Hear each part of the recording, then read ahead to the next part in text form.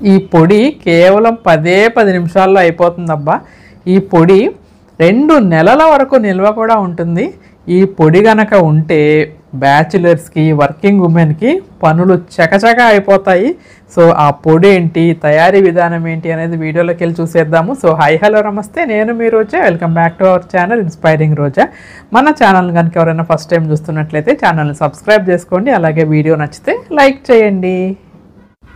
ఈ పొడిని చాలా రకాలుగా వాడొచ్చండి. ముందైతే తయారీ విధానం చూద్దాము. ఒక మందపాటి కడాయి పెట్టుకొని దాంట్లో 1 స్పూన్ ఆయిల్ వేసుకొని 1 కప్పు వేరుశనగ గుళ్ళు వేసుకొని ఫ్రై చేసుకోవాలండి.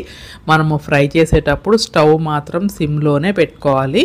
సో ఇలా సగం పప్పులు వేగాక మనం దాంట్లో కారానికి తగ్గట్టు ఒక 20 ఎండుమిరపకాయలు అయితే నేను తీసుకున్నాను. సో నేను తీసుకున్న క్వాంటిటీకి 20 సరిపోతాయి. సో ఆ ఎండుమిరపకాయలు కూడా ఫ్రై చేస్తూ ఆ తర్వాత కడిగి శుభ్రంగా ఆరబెట్టుకున్న కరివేపాకును కూడా వేసుకుని ఫ్రై చేసుకుంటున్నాను. మనం ఒక్కొక్కటిగా నేను చెప్పినవన్నీ ఒక్కొక్కటిగా యాడ్ చేసుకుని సిమ్లోనే పెట్టుకొని ఫ్రై చేసుకుంటూ ఉండాలన్నమాట.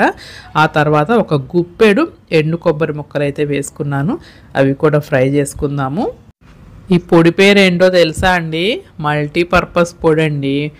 ఇది ఎన్ని రకాలుగా ఉపయోగపడుతుందో కూడా నేను చెప్తాను లాస్ట్లో. ఆ తర్వాత 1 స్పూను ధనియాలు కూడా వేసుకొని ఫ్రై చేసుకోవాలి. ఇలా ఒక్కొక్కటిగా వేసుకొని ఫ్రై చేసుకోవటం వల్ల చక్కగా వేగుతాయి అన్నమాట.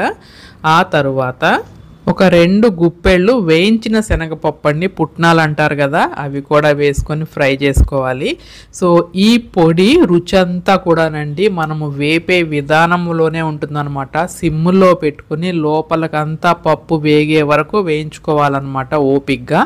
ఆ తర్వాత 1 స్పూను జీలకర్ర కూడా యాడ్ చేశాను. సో అది కూడా ఫ్రై చేసుకుంటున్నాను.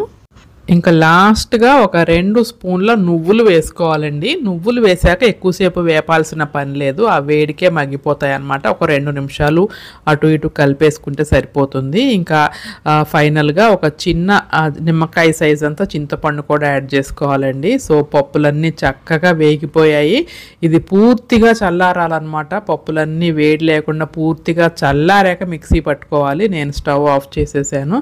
సో ఇంకా పూర్తిగా చల్లారాక మిక్సీ జార్లోకి ట్రాన్స్ఫర్ చేసుకుంటున్నాను. పూర్తిగా చల్లారకపోతే మాత్రం పొడి ముద్దగా వస్తుందండి, చల్లారితేనే పొడి పొడిగా వస్తుంది. నేను అది కూడా చూపిస్తాను మీకు. ఆ తర్వాత మిక్సీ జార్లో కొంచెం ఇంగువ, రుచికి సరిపడా ఉప్పు, ఆ తర్వాత ఒక 10 వెల్లుల్లి రెబ్బలు పట్టుతోనే వేసేసుకోవాలి. ఇదిగో చూసారా, నేను మిక్సీ పట్టాను. పొడి కూడా చూడండి ఎంత పొడి పొడిగా వచ్చిందో. ఇలా పూర్తిగా చల్లారితేనే ఇలా వస్తుందన్నమాట, లేదంటే ముద్దగా అయిపోతుంది.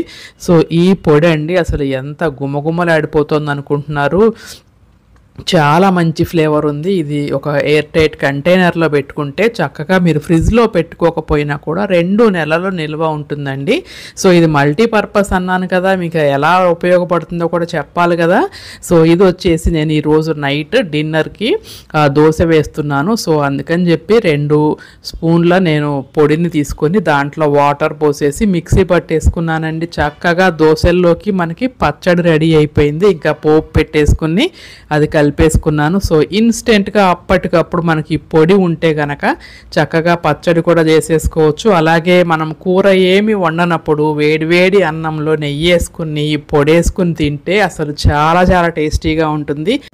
చట్నీ చూసారండి ఎంత కలర్ఫుల్గా ఉందో. ఇది ఇడ్లీ, దోశ, గారి, ఉప్మా దేంట్లోకైనా సర్వ్ చేయొచ్చు. 2 నిమిషాల్లో చట్నీ రెడీ అయిపోతుంది పొడి రెడీగా ఉంటే. అలాగే ఈ పొడిని ఏ ఫ్రై కూర చేసినా కూడా మీరు లాస్ట్లో దించే ముందు జల్లండి, చాలా టేస్టీగా ఉంటుంది. బెండకాయ, దొండకాయ, పొట్లకాయ, సొరకాయ, బంగాళదుంప అలా ఏదైనా